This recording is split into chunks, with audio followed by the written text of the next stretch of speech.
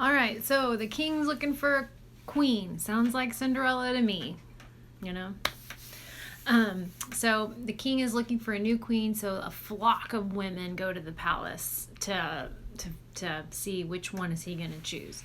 The women go under a year's worth of beauty treatments. It sounds like before they even see the king. Like, they got to beautify up. I mean, it takes a year, at least. So they go for a year. Sounds like Esther got some special treatment by one of the servants. Kind of shows you too a little bit. God already had a plan. He definitely shows Esther favor, and gives Esther servants to help her. So when it finally comes time for Esther to be seen by the king, Xerxes, he says that he loves her more than any other young woman, and he immediately is not like, he doesn't just put her in his harem with all these other wives, because there's wives and then there's the queen. He chooses her to be queen. He crowns her. They have a party, and they celebrate her in her honor, and it sounds like, she's in. Yay, Esther. So Mordecai, her cousin, he comes by and checks on her throughout the process, and while he's checking on her, Mordecai overhears a plot to kill the king.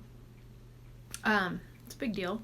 So Mordecai, knowing Esther, tells Esther, he's like, hey, there's a plot. So Esther tells the king, saves the king's life. They find out this was a legit plan, and it saves the king through Mordecai, through Esther. So then that little story just like drops off, and we jump into Haman.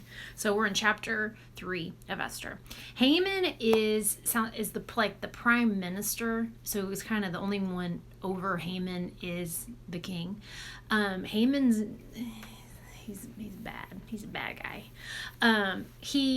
He's definitely prejudiced against the Jews, and we really see that kind of explode through his anger. So everyone's supposed to bow to Haman. Mordecai refuses to bow to Haman.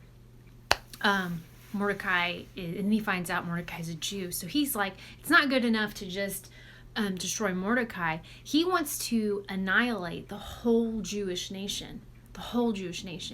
So he takes this to the king, and he's like, hey, king, there's a whole group of people here who don't follow your rules. They don't follow your rules, meaning they don't bow to him. One guy didn't bow to him.